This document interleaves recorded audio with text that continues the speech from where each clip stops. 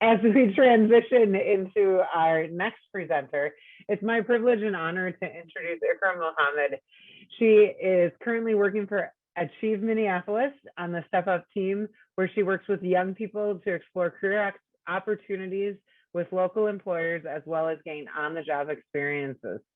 Prior to Achieve Minneapolis, she attended Hamline University as an undergrad and majored in business administration with a concentration in management and religion with a concentration in Asian studies.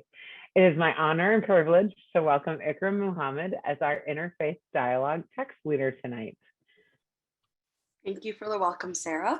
You're Just welcome. for the sake of time, I'm just gonna breeze through some of it so that we have some time to reflect on some questions.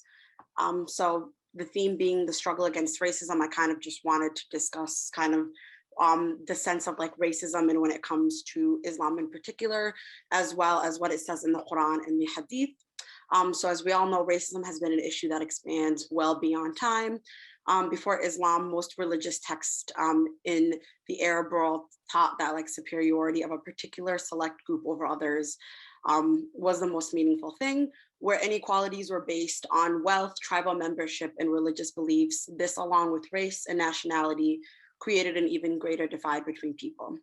Islam, from its origins, made a bold claim in preaching a sense of equality, a claim stated both in the Quran, the Hadith, and throughout the Prophet Muhammad's life, peace be upon him. So the particular text that I selected for this, I think elaborates really well on this struggle against racism and how there has been strides to have equality over time, that obviously we are continuing to do so even in our time now. So in this Surah Aram, chapter 30, verse 22, it is said, "And among his wonders in the creation of the heavens and the earth, the diversity of your tongues and colors, for in this, behold, there are messages indeed for all who possess of innate knowledge." So in this verse, it is stated that God was intentional in the diversity of humanity and that he fashioned a world with different rituals, ways of worship, and overall traditions. And in the eyes of God, the variety of humans is an essential, valuable part of all of us. We are all created from the dirt and shall return to it, and that there is no difference overall among us, and that this message of equality was driven by Prophet Muhammad, peace be upon him, during his time. The Prophet, peace be upon him, affirmed this teaching as well as expanded on it in the following hadith. "O people, your Lord is one, and your father Adam is one. There is no favor of an Arab over a foreigner, nor a foreigner over an Arab, and neither white skin over black skin, nor black skin over white skin, except by righteousness. Have I not delivered this message?" During a sermon in Prophet Muhammad's his last known public speech, peace be upon him, known as the farewell address, he preached racial equality. He considered racism to be understood as a sign of ignorance and did not tolerate it whatsoever. And then throughout his life, he would remind his followers that their value did not come from the color of their skin, but the relationship in which they had with God and humanity overall. He lived these words through the actions in which he committed, fighting to dismantle racism in the Arabian Peninsula. Through his anti-racist work, he treated everyone with dignity and fought to protect those who were oppressed. And then after that, I just wanted to jump into the reflection questions. There are a couple listed, but if there's any particular questions that anyone wants to discuss, we can definitely do that. Welcome back, everyone, from your small group discussion. Ikram, are you back in here yet? Yes, I am. Awesome. Do you want to do a little wrap up? Yes, for sure. Just to also acknowledge that my group did kind of add like a really nice perspective into this conversation, but I think sometimes we kind of forget in this country how like race is encoded in geography and how we are so separated even within faith groups. May it be schools, wherever you end up living, even where your children go to school, the way you're raised and the way we assimilate into how we interact with people that are different from ourselves, and always trying to find similarities for comfort.